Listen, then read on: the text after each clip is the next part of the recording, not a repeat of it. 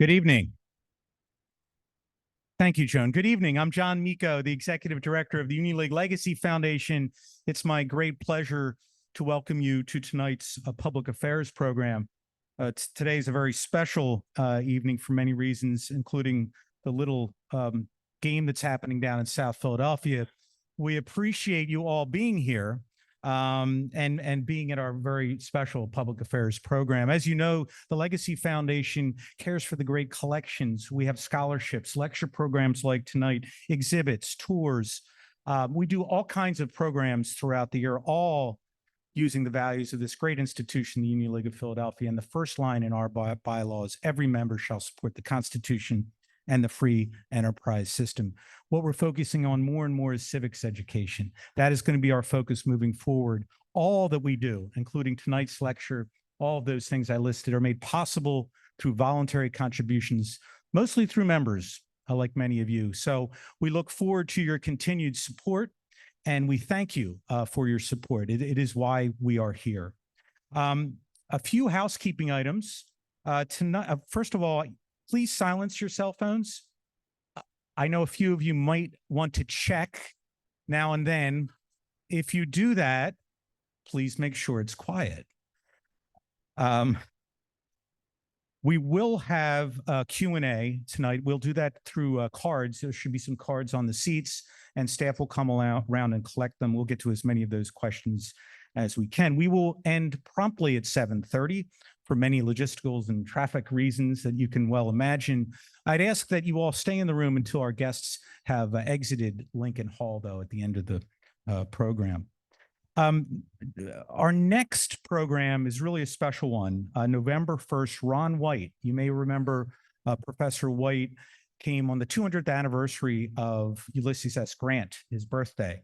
And it was a wonderful talk. His brand new book is On Great Fields, The Life and Heroism of Joshua Chamberlain. It promises to be a great program on November 1st. So all that we do is made possible through leadership and generosity. There's no greater leader and no one more generous than the chair of our education committee, who will now introduce our program, Mr. Steve Target. Steve.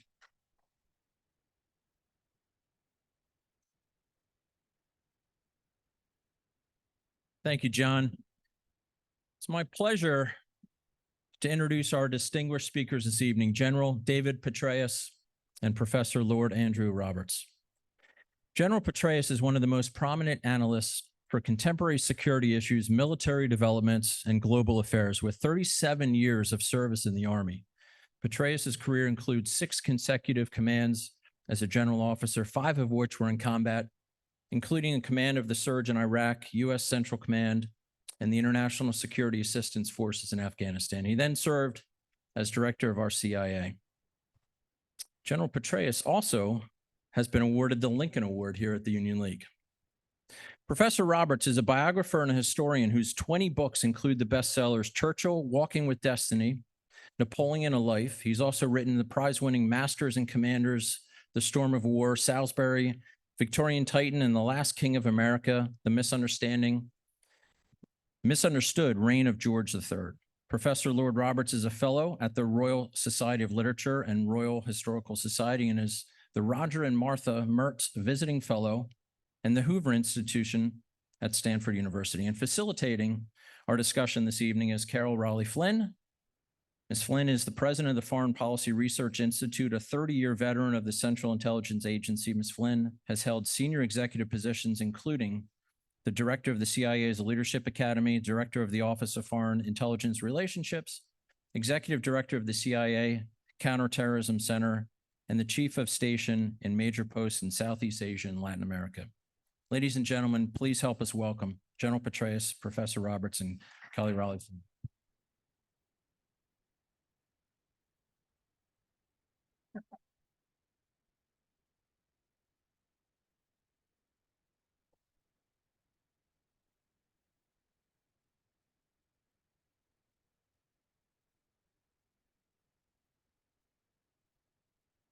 Well, thank you very much for that generous introduction. And it's truly an honor to be here tonight with General Petraeus and Professor Roberts. to talk about what I think is a really great book, Conflict, Evolution of Warfare from 1045 to Ukraine. This book. 1945. Oh, excuse me. You said earlier this morning. Dear. It's big enough as it is. Not to I worry. was just checking to see if you were listening. Anyway, it's an extremely ambitious book to cover all these conflicts since 1945. Not all of them. There were some 140, but they've covered at least 24 of them. And as I was reading it, and it is a terrific read, as I was reading it, I was wondering, why did you decide to do this? And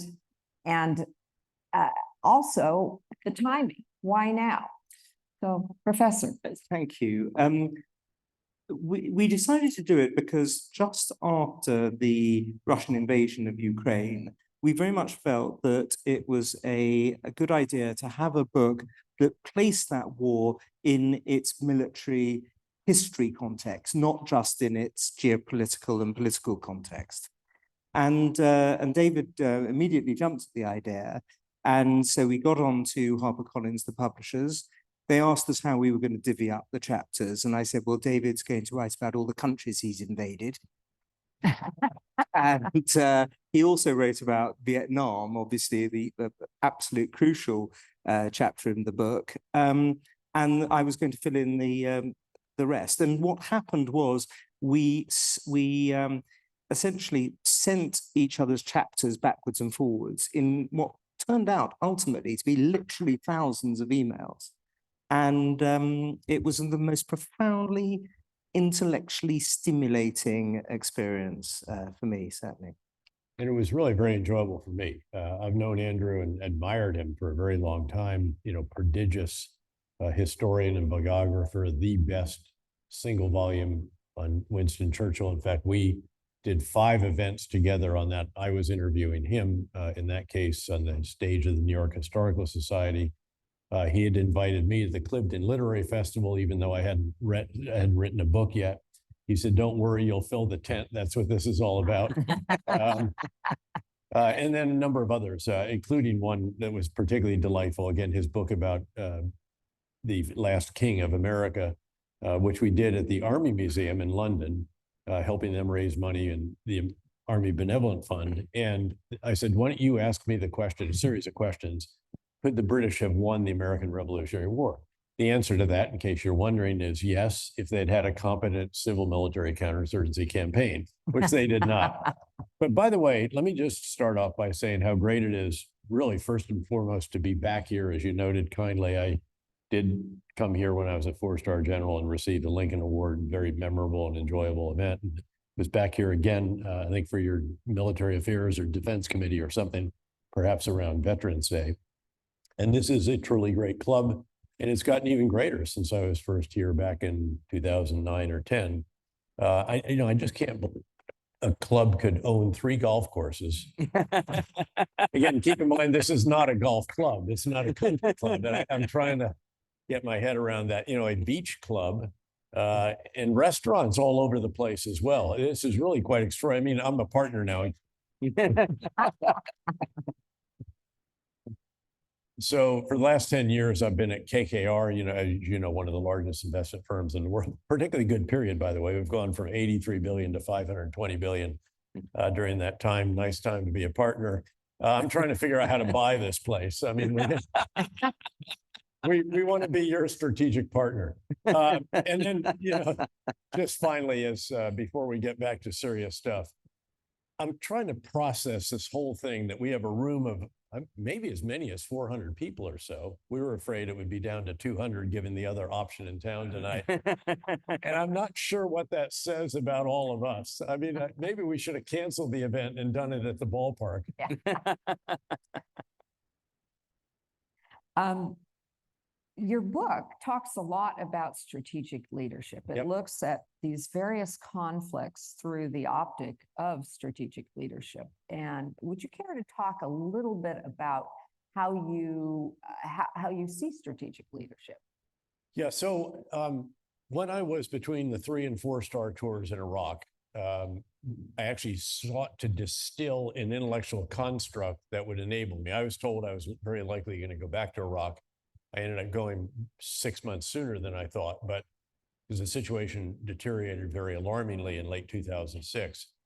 But the construct has it that a strategic leader, and this is so it'd be the president in certain cases, but then it's very quickly the battlefield commander, has to perform 4 tasks very, very well if you want to have a chance at succeeding. You have to get the big ideas right, the overarching strategy that requires a real nuanced understanding of the objective factors of the battlefield, your strengths and weaknesses, the enemy's strengths and weaknesses, the physical terrain, the human terrain, all aspects of the culture, society, religion, makeup, and so forth. You then have to communicate the big ideas effectively through the breadth and depth of your organization and, frankly, to everyone else who has a stake in the success of the particular campaign. You have to oversee the implementation of the big ideas. This is what we normally think of as leadership. This is the example that you provide. It's the energy, the inspiration. It's how you spend your time. It's a crucial component. We had a very detailed battle rhythm, my schedule of recurring events, every stuff you did every day of the week. It's a 7-day-a-week endeavor after all combat, a couple of times a week, once a week, and so forth on. But also it's the metrics, and they have to mean something. They have to be absolutely rigorously developed, rigorously reported, deconflicted. It can't become like the body count in Vietnam, which is both the wrong metric and then led to major integrity problems that many in the chain of command were aware of, but did not fully rectify. And then you have to sit down and determine how you need to refine the big ideas to do it again and again and again. For what it's worth, this works in the business world. It works for every leader at every level, has to perform these. The critical component of strategic leadership, though, is that the person at the very top has to get the big ideas right above all. If you don't get that strategy right, it doesn't matter how charismatic, how inspirational, how energetic, determined, forthright, all the other qualities we seek in leaders, you've got to get that right. And in fact, people used to ask me, what is it you look for? Say when I was commanding the surge in that 3-star operational commander, and they said they knew I was a big runner, and we ran in combat, by the way. We still managed to fit it in, but I'd bring captains in so that I could tap into them while they were doing that. Plus, they could also keep up. The generals cannot. But they said, what do you look for in this 3-star? And they say, is it somebody who can run with you? I said, gosh, no. Did you see the 3-star? They're both of the 3 stars during the surge were very substantial football players. Lloyd Austin, now our Secretary of Defense, was the second one. Ray Odierno, our Chief of Staff. I said, what I'm after, we're looking for, what we need is operational judgment. Again, can he get the big ideas right at his level, with me getting them right at the strategic level and then all the way down? This is absolutely crucial. And the book is full of cases where individuals performed superb strategic leadership, and often the outcome was positive for that side. And then a number of cases where we didn't get the big ideas right. You think of a particularly bad big idea. Remember the French in Indochina at that time, Vietnam, but also Laos and Cambodia, and they're very frustrated. They can't get the communists to join them in battle. They're thrashing around the jungle, and the communists are guerrilla and irregular fighters. So they decide, what we're going to do? We'll establish a big base way out into the countryside. This place called Dien Bien Phu looks pretty good. And by the way, they even have 5 little outposts outside, and as only the French could do, they were named for the 5 mistresses of the commander. But they figure we'll make this really attractive. It'll have a magnetic pull for them, and they're finally going to come to battle. Did they ever? Obviously, the French ended up surrendering, going into captivity. Eventually, there was an agreement in Geneva that partitioned North and South Vietnam. That was a seriously bad big idea. But frankly, we did not get the big ideas right until arguably 1968. That's over 10 years into our involvement in what really actually still is the longest war. People say Afghanistan, 20 years. Vietnam, if you start in 1955, 56, and take it all the way to 73, 74, again, much longer. So again, this component of conflict is absolutely central. It's critical. And as we went through and did these various chapters, we realized it kept becoming more and more pronounced. We went back and rewrote the introduction to very explicitly lay out this particular intellectual construct for a strategic leader. By the way, the president of your club, where is he, by the way? Did he? Oh, he might be watching the Phillies. He snuck off after introducing me to half the people in the room. But, you know, he laid out his business. He is a strategic leader. He gets the big ideas right. Again, we're trying to figure out how to buy his organization too. Please. Thank you. As I mentioned, you cover more than 24 conflicts. How did you pick and choose which conflicts to talk about? And were there any runner-ups that didn't quite make the cut? There were plenty of runner-ups, but the criterion was very much those wars that were paradigm shifts in the concept of the evolution of warfare. So we look at wars that were fought in jungles and in deserts, big wars, small wars, wars that were across border and counterinsurgency and so on. And of the 140 or so wars, major wars that have taken place since 1945, we chose those particular 24 because they told us something special. A couple that would leap out, for example, would be the Yom Kippur War, which started, of course, with the Egyptian surprise attack, and which looked as though at one point it could become an existential crisis for Israel. Then was turned back, not least, by the way, because of the use of anti-tank weaponry and new anti-tank weaponry. And we're always looking in this book about new weaponry. And then it was turned back, and within 3 weeks, actually, the Israeli armies were within the really distance of hitting both Damascus and Cairo.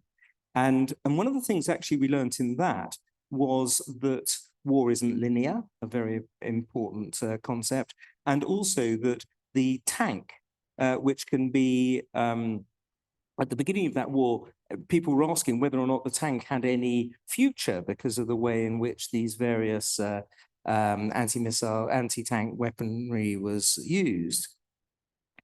And of course, later on, it actually was used by Ariel Sharon to surround the Egyptian Third Army.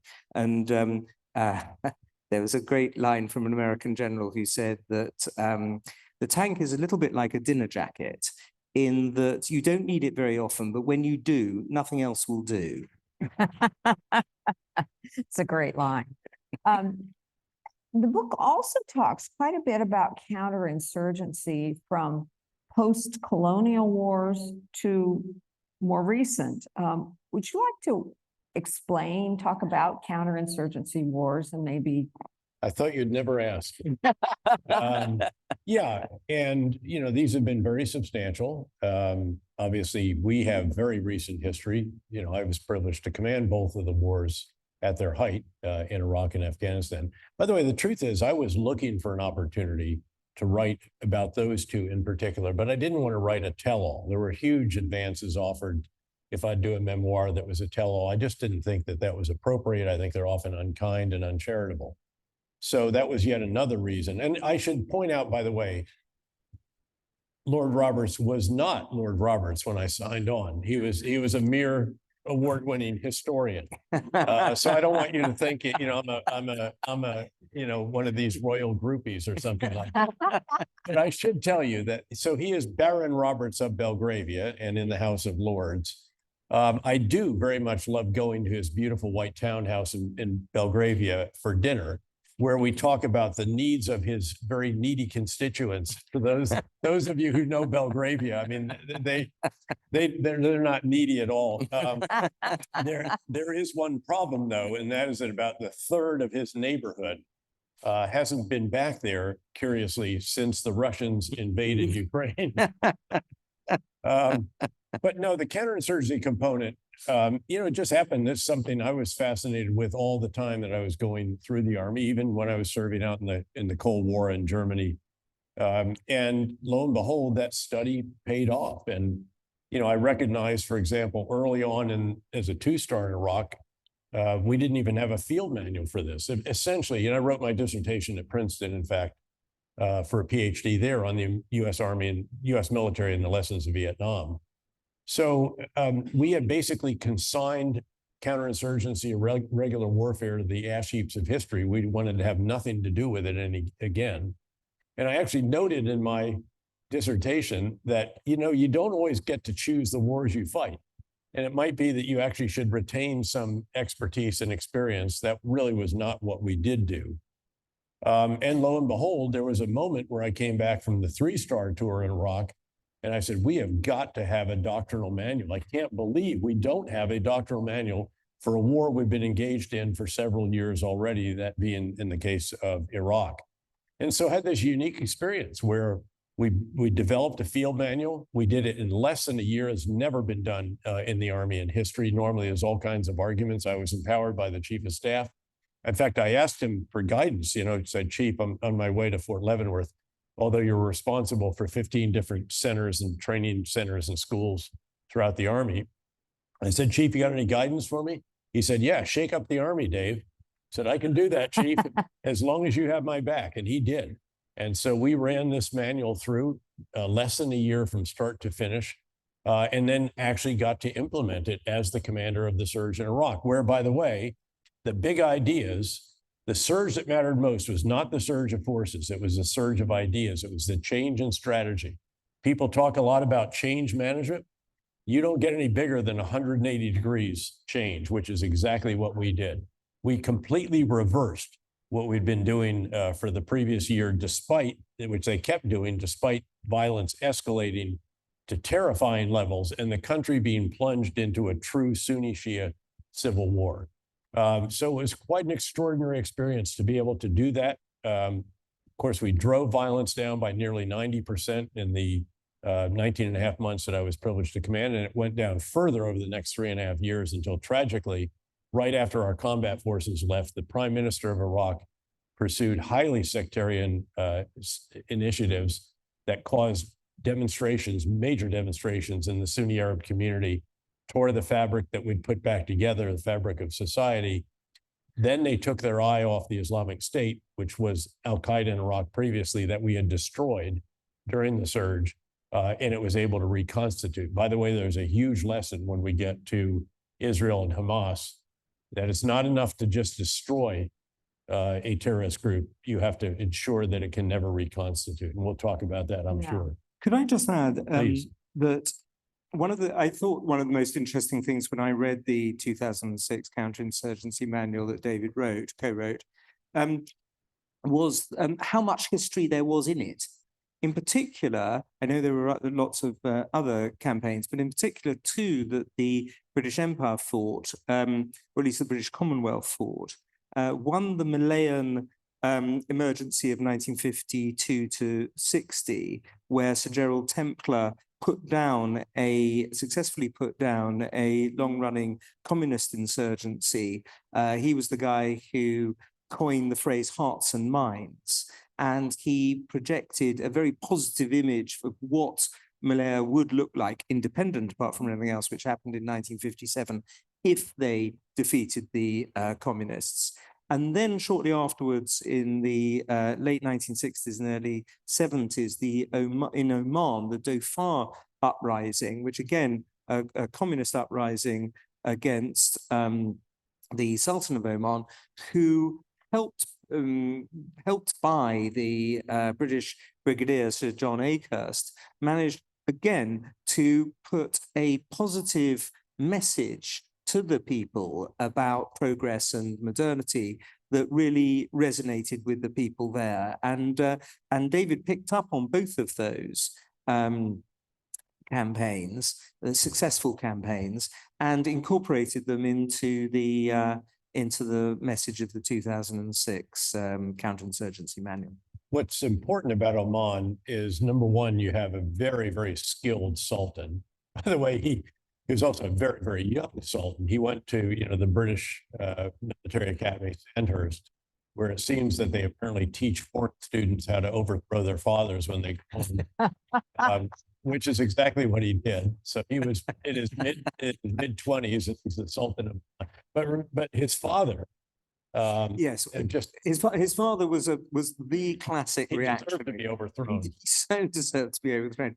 He was the classic reactionary. So he banned various things, including trousers, gas cookers, dolls, dancing, any form of Transistor radios. Transistor radios. What was all that about? Anyway, Yes.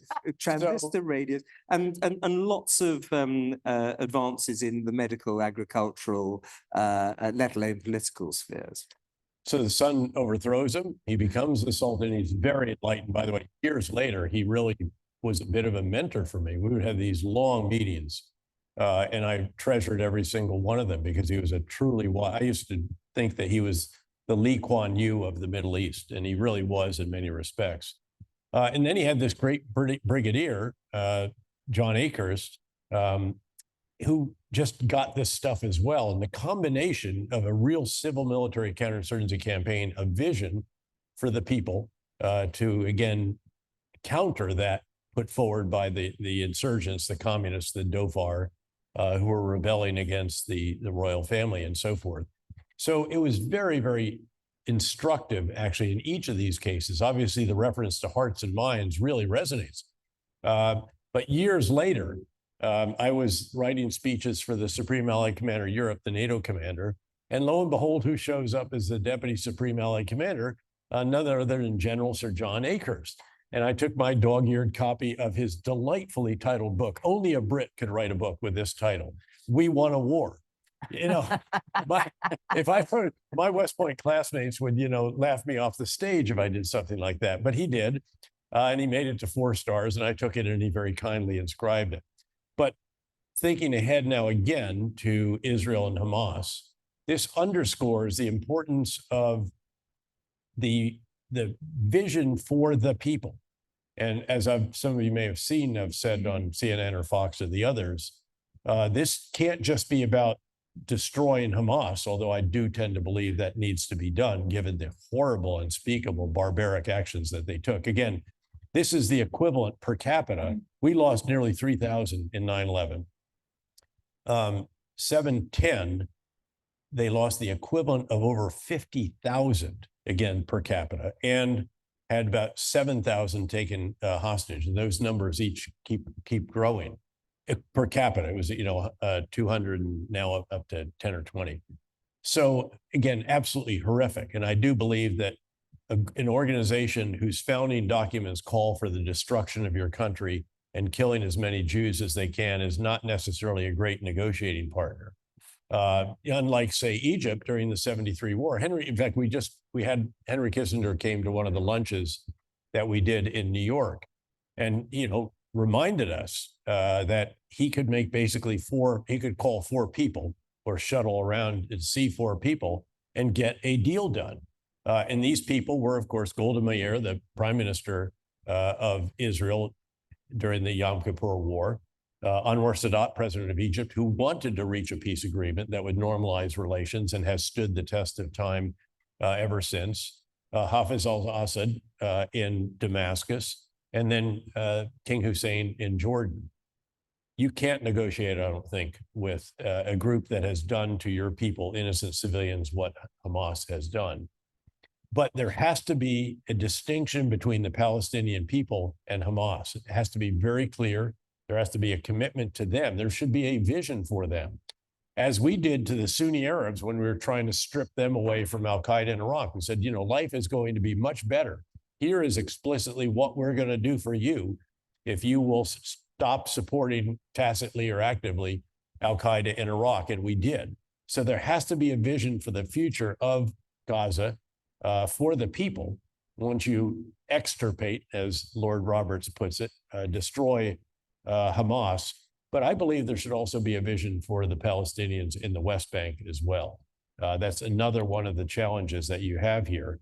And the big idea that is lacking so far, obviously, it's not just about taking down Hamas, destroying Hamas, you've got to have, again, who's going to take it over. We learned this the hard way. 2 episodes when I was a division commander during the fight to Baghdad, commander of the Great 101st Airborne Division. We took the first large city, liberated the first large city in Iraq, Najaf, the holiest city in Shia Islam. 3 days of tough fighting, all 3 brigades involved. And all of a sudden the enemy collapsed. I remember calling my boss and telling him we had good news and bad news. So the good news is that we own Najaf, first major city liberated. He asked, what's the bad news? We own Najaf. What do you want us to do with it? And he said, call those guys that I had asked down in Kuwait. I said, excuse me, to the Organization for Reconstruction and Humanitarian Assistance. I said, could you give us a little more detail on what happens after we get to Baghdad and take down the regime? And they said, yeah, Dave, you just get us to Baghdad. We'll take it from there. That was, to say that the post-conflict planning in Iraq was inadequate would be a bit of an understatement. And we have to ensure, and I know that Israel is very conscious of that. I know the leaders, I know the heads, chief of staff of the IDF, the Israeli Defense Forces. I know Benny Gantz, the former chief of staff. And there's another former chief of staff that has also joined this cabinet with Prime Minister Netanyahu now. It's a very, very challenging problem to figure out, but you break it and you own it, because they are going to destroy not just Hamas and the Islamic Jihad, the terrorist organizations. They're also going to dismantle the Hamas political wing. So this is a very substantial challenge for what do you do? They don't want to reoccupy. That's very understandable. In fact, President Biden even cautioned them about that. I think that's the right caution. They left Gaza in 2005 for a reason, but who is going to run that country? And it's not just going to be handing out humanitarian assistance and restoring basic services and overseeing reconstruction of an enormous amount of damage and destruction that will take place, given urban fighting is so destructive. It's also going to be to ensure that Hamas and the Islamic Jihad cannot come back, because they can reconstitute. And that is what happened in Iraq when the Islamic State was able to reconstitute, and they were even worse after that. They established the first ever caliphate in northern Iraq and northeastern Syria.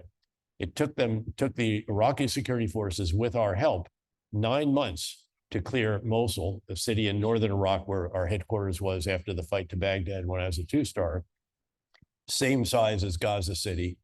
And so this is going to be a tough, hard fight. I do believe it is one that they need to do. And I absolutely believe it's one that we should support to the maximum extent that we can. We haven't talked this evening about Russia and Ukraine. Would you like to make some comments on that? Well, David and I went to Kyiv 4 months ago, and then David went back 4 weeks ago speaking to President Zelensky, and we did have a lot of meetings with various ministers and generals.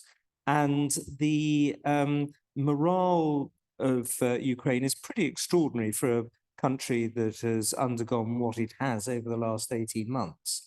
It isn't quite as buoyant as it was 4 months ago because of the stuttering of the offensive, the big counteroffensive in the south.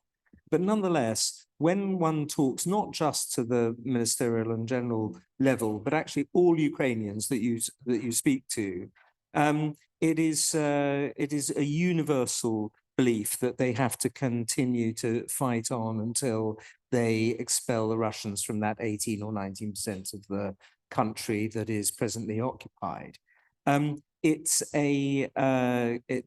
very clearly, I mean, nobody denies that it's going to be an incredibly difficult thing to do, that it does depend on American and European support. They are, of course, worried that American support might terminate, and obviously equally hopeful that European support might be able to pick up the slack if that happens. But what they're not about to do is just sort of, turn over and surrender whatever the Americans or indeed the Europeans say. I think this is as right versus wrong as we have seen certainly since the end of the Cold War. I also think so is the case of Israel and Hamas. And I think it's also a really interesting compare and contrast when it comes to strategic leadership. Yeah, President Zelensky what's the first big idea? I don't want to ride. I want ammunition. I'm going to stay in Kyiv. My family's going to stay in Kyiv. We're going to defend Kyiv. All males are going to stay in the country military age. And then he communicates it magnificently, not just to his own citizens, who he talks to every single night, but the legislatures of the world, the British Parliament. And in each case, it's slightly nuanced to address that particular country's citizens. The first wartime president or commander-in-chief to address both houses of the U.S. Congress since Churchill. He's also provided a brilliant example, energy, inspiration, how he spends his time. He goes to the front lines in contrast to Putin, who sits at the end of a long table with the minions way down there. They almost need a microphone to be heard. Really seriously impressive. And contrast that with Putin, who overestimated his forces' capabilities, underestimated the Ukrainian response, also clearly underestimated the US, NATO, and Western world response, perhaps with some reason. We withdrew from Afghanistan, did not have to. We had other options. I felt that would be a decision that we would regret. I hope certainly that we have, because the outcome is not just tragic and heartbreaking, it's disastrous in my view. And it was seized on by President Xi as he said, see, you can't count on the Americans. They're an undependable partner, and look how it went. They're a great power in decline. I think we have exercised very impressive leadership in responding to Russia. I wish we'd made certain decisions more rapidly that would have gotten some key capabilities into their hands for the summer offensive, but did not. But by and large, I think that we have done that quite well. We've kept Putin from driving a wedge between North America and Europe, between certain European countries. And, he set out to make Russia great again. What he's really achieved is to make NATO great again. 2 additional countries. One has already joined, Finland, the most important, very capable forces, by the way. Finland and Sweden had forces in the coalition in Afghanistan, and they were superb. Sweden will join shortly. There's one more country, Turkey, as you may have seen, finally acceded today, and Hungary will be the last one to do that. So again, a really interesting case.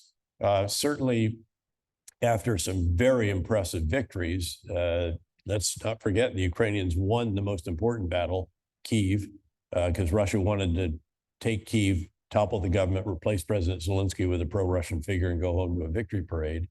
Also Sumy and Chernihiv, 2 other cities in the northeast, Kharkiv and Kharkiv Oblast or province, Dnipro, or the troops west of the Dnipro River and Kherson. And they've made solid gains this summer, but not what we certainly had hoped they could, where they could cut the line of communication that comes from Russia across the southeastern coast. And they've also done a lot of damage to the logistics facilities in Crimea, even using maritime drones so effectively that the Russians have had to withdraw the Black Sea Fleet from the port of Sevastopol, which is how we learned how to pronounce Sevastopol. So again, and I strongly feel that this is very much in our national interest. I hope that Congress can, elect a speaker, get on with providing substantial additional support for Ukraine, also obviously now for Israel, for Taiwan while we're at our southern border, and maybe even for the Federal Emergency Management Agency, which has run out of money as well in a time of enormous hurricanes and wildfires. So I think by and large that we have done this effectively so far. But another theme that comes out of the book is that everything in the world is connected. And if you're worried about ensuring very solid deterrence in the Indo-Pacific, noting that deterrence is a factor of a potential adversary's assessment of your capabilities on the one hand and your willingness to employ them on the other, you've got to ensure that both of those are solid. And if you have a red line that turns out not to be a red line, if you don't respond forcefully, or not forcefully, firmly, to say the occupation of Crimea and support for the separatists in Southeast Ukraine, as was the case back in 2014, that all reverberates out there. And I remember actually the prime minister of a major Southeast Asian country telling me one time, General, that stuff has an effect out here. It reverberates. And you've got to be conscious of that. And I think Ukraine and our willingness to support it is very central to that. Your book also talks about the future of war and touches on some of the new technologies, drones, hypersonic weapons, AI. Would you care to comment on that?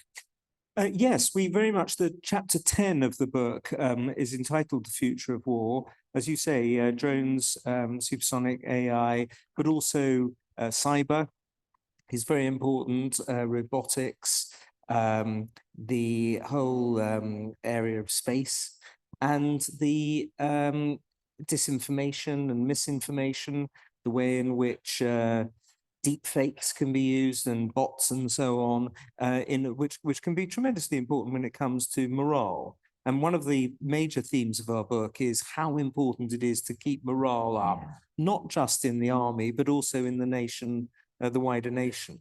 And so when we look at the future of war, it's not going to be just sort of Ukraine again, because NATO has weaponry that Ukraine doesn't have.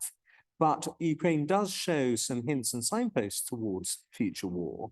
And the key one, I think, with regard to Ukraine is this extraordinary capacity for the internet to infuse the battlefield. Don't you think, David? Very much so, yeah.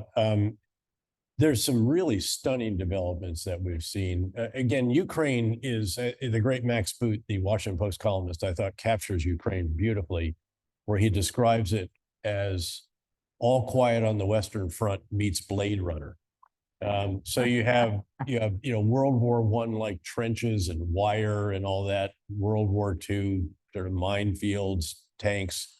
Cold War era. I mean, the same tanks that we were prepared to fight the Warsaw Pact when I was, say, a brigade operations officer in Germany, they're on this battlefield. It's Abrams, Bradley fighting vehicles, Leopard, German Leopards. It's on the other side, the T-62s, T-64, T-72, T-80s. There are some newer ones, but those have mostly been destroyed.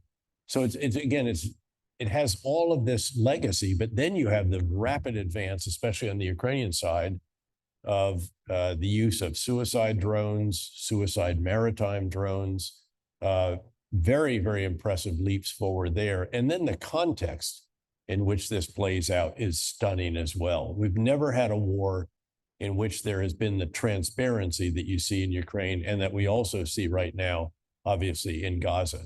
And that has a lot of implications. Even when I was commanding, say, in Iraq and Afghanistan, we had media monitoring, but we could monitor the TV channels, the print media, radio, and we monitored every one of those because this is like a political campaign. If they say something, you have to answer it if it is inaccurate. Our big idea for dealing with the press was to be first, beat the bad guys to the headline with the truth. And I said, we're not putting lipstick on pigs anymore. If it's a tough day, we're going to go out and say that's what it was. And we're not going to try to spin our way out of that kind of situation, which had undermined our credibility prior to the surge. So in Ukraine, everybody's got a smartphone. They can take videos and images. They can upload them. They have access to the internet.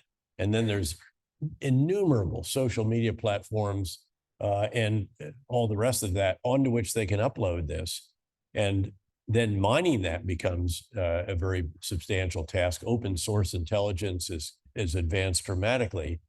But what this means is that that media monitoring piece becomes really seriously difficult. But you have to answer it, just as we saw the other day, the disinformation that was put out by Hamas about the bombing of a hospital where they said that 500 innocent Palestinians were killed. Number one, it turned out to be about 20 or so. But number two, it wasn't an Israeli bomb. It was an Islamic Jihad rocket that didn't make it all the way into Israel and landed on the hospital. And you can prove it because they have you have so much intelligence, surveillance, and reconnaissance information, and that had to disclose that they could show the tracks of the rockets on what's called a counterfire radar that we provided to Israel, Q-36 or Q-37.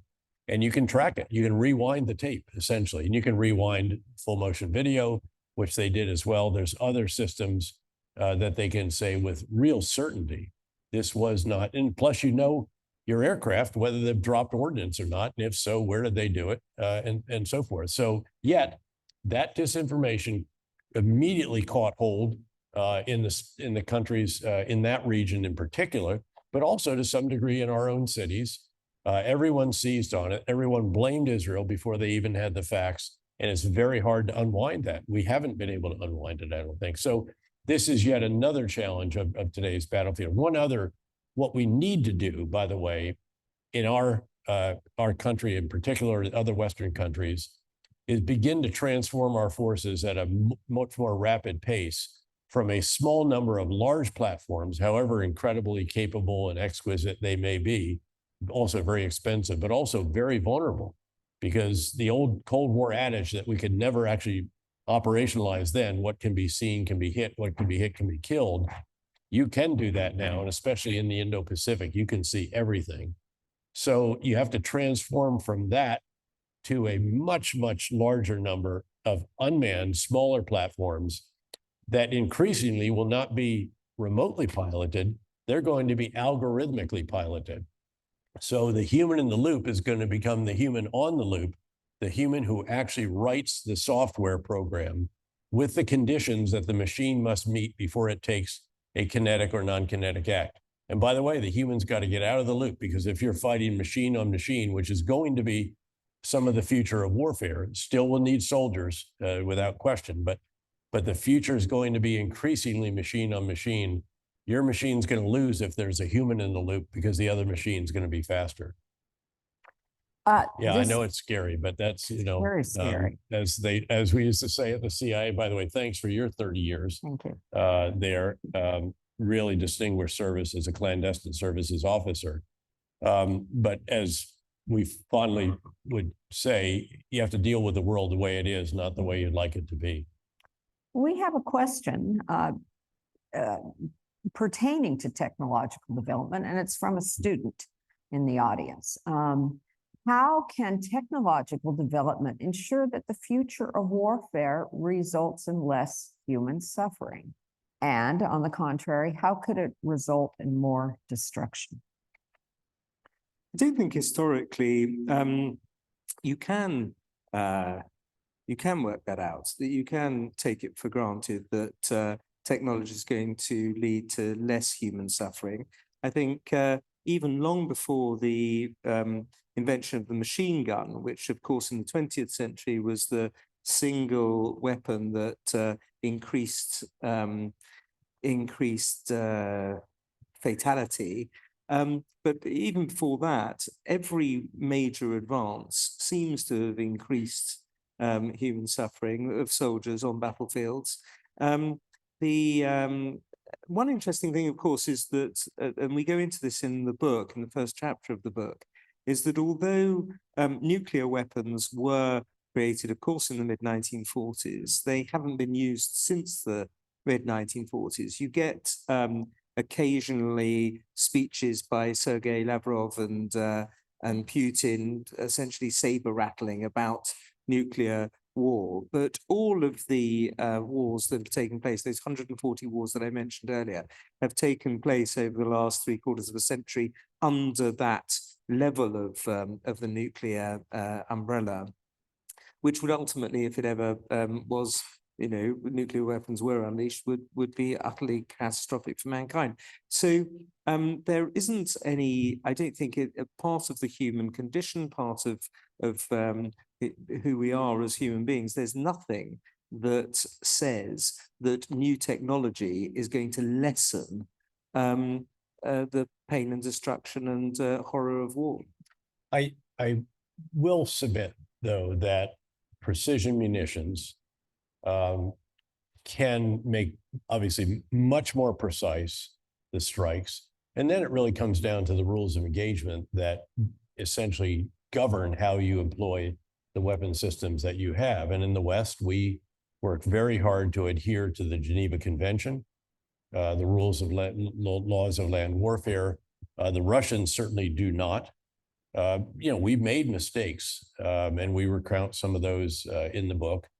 But when we made mistakes, we acknowledged them, we made amends for them if that was appropriate. We tried to learn from them, and we took action to mitigate the chances of them happening again. And again, precision munitions were very, very helpful in that regard. I also brought over as the commander in Afghanistan, where we were constantly concerned about innocent civilian casualties, that I brought over a team from Harvard to actually look at civilian casualties in a very rigorous manner, and also welcomed the International Red Cross to examine that, and opened all of our books to them.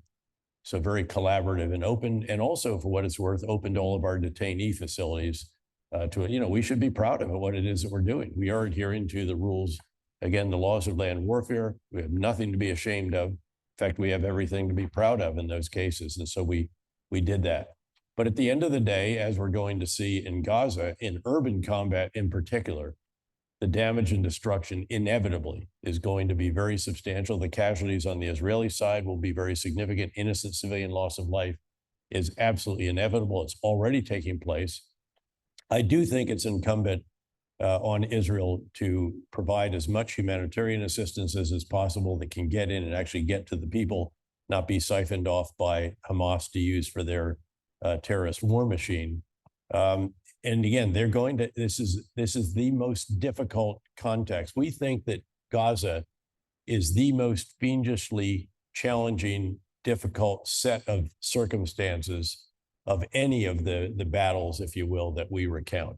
And we did plenty of urban operations when I was commanding the surge. We did Fallujah, got it right, by the way, Ramadi, parts of Baghdad, Mosul, Samarra, on and on. And these are really hard fights. We have a question about intelligence failure. What is your opinion why Mossad and Israeli intelligence services failed to discover the October 7th attack from Hamas? Did the CIA fail? Was it a data or an analytic failure?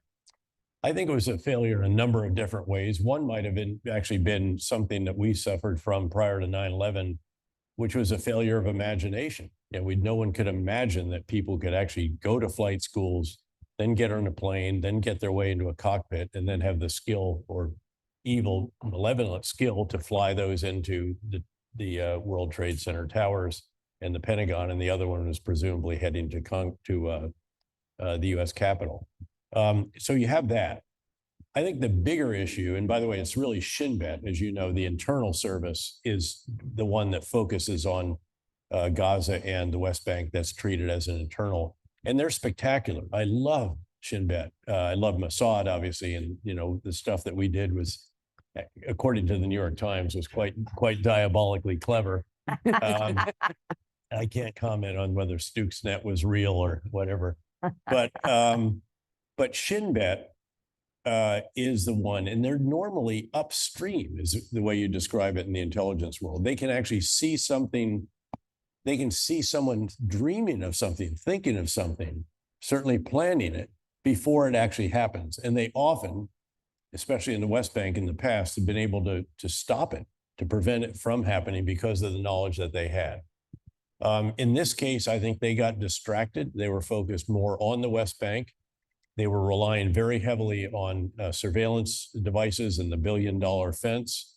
The internal disputes that were going on were very, very substantial. Those had security risks associated with them. I mean, if there's a crowd of 500,000 people marching on a particular facility or the prime minister's house or something like that, that is a concern. And it's not just the police, intelligence is involved in that. Certainly Mossad might have picked up some of the stuff that but we've always known Iran funds Hamas, equips them. The same with Hezbollah, same with Shia militia in Iraq and Syria, and the Houthis in Yemen. And then I think the creativity of the Hamas terrorist elements, and they dramatically improved their operational security. I think they must have come to realize what are the sources and methods on which Shin Bet, Mossad, also Unit 8200, that's the military equivalent of NSA, and even defense intelligence. What do they rely on? And not only did they dramatically reduce what was being gleaned from those sources and methods, they reportedly also inserted into those channels disinformation that everything's really going great. We're really happy that they have more work visas to go into Israel. No plans to do something like this and upset what is a pretty good situation for the citizens of Gaza. And then finally, the creativity of the actual plan and the ability to actually make that plan, train and equip those forces, position them, rehearse them, and then launch it without the Israelis knowing is quite stunning. Of course, it also took place on Shabbat, and it took place on a religious observance that coincided with Shabbat, which had a number of the soldiers on leave. So you also had a military readiness failure. The response times were wholly inadequate, as we have seen. So as always, there's typically no one single factor, as there was in the 9/11 failure. It's a number of different factors, and those I think are the most important ones. I have one last question. Why should someone study military history? I can think of no better historian to answer that question than Lord Roberts of Belgravia, who has written this as his 20th. Yet my 20th book. Yes, exactly. I almost feel like saying hands up who asked that question. Because frankly, of course, you must study military history, not just to keep me in a job. The point is that again and again, and you can see very much from our chapters of our, the reason that we've chosen lots of the is because of the lessons. And some learn the lessons. Sometimes people learn the lessons, and very often people don't. The way in which war is not linear, that it doesn't go naturally as you'd expect it to, from one lesson to the next, is in itself an important lesson of history. The Iran-Iraq War, for example, nearly 2 million people died.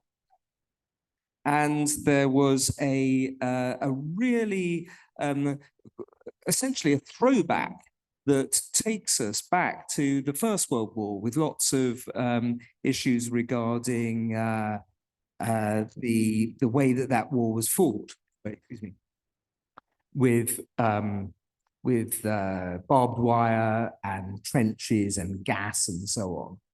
And so again and again, it's fascinating. It's vital. It's really important to learn military history, because both from the times and the battles and the wars and the campaigns that we do learn from, but also the ones, as David was mentioning earlier, that we don't learn from. And so it seems to me an absolute prerequisite for future wars that we learn from the past ones. Let me offer 3 quotes, and you might have to help me get these right, but because I was just dredging up. Santayana said, "Those who fail to study history are doomed to repeat it," or something along those lines. Those who fail to learn from the lessons of history are doomed to repeat the mistakes of. And then there's one, history doesn't repeat itself, but it rhymes. And there's also another one. There's true. Also another one, David, that says that history doesn't repeat itself, but historians repeat each other. By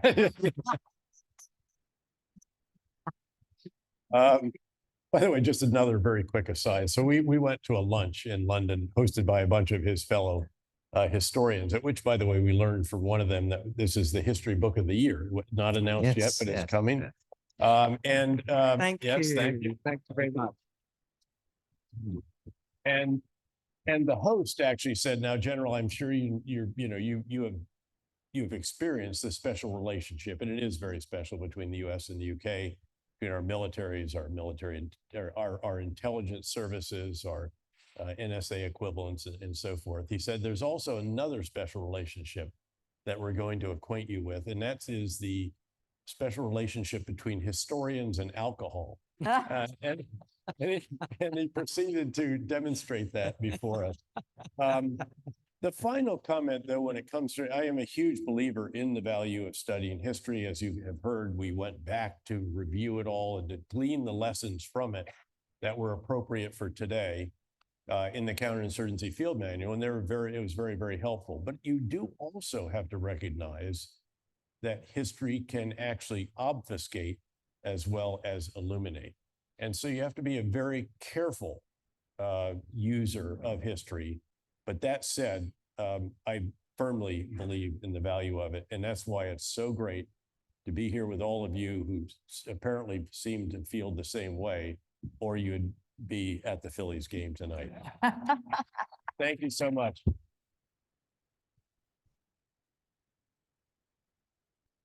Professor Andrews, General Petraeus, Ms. Flynn, thank you so much for being with us. Ladies and gentlemen, please thank them.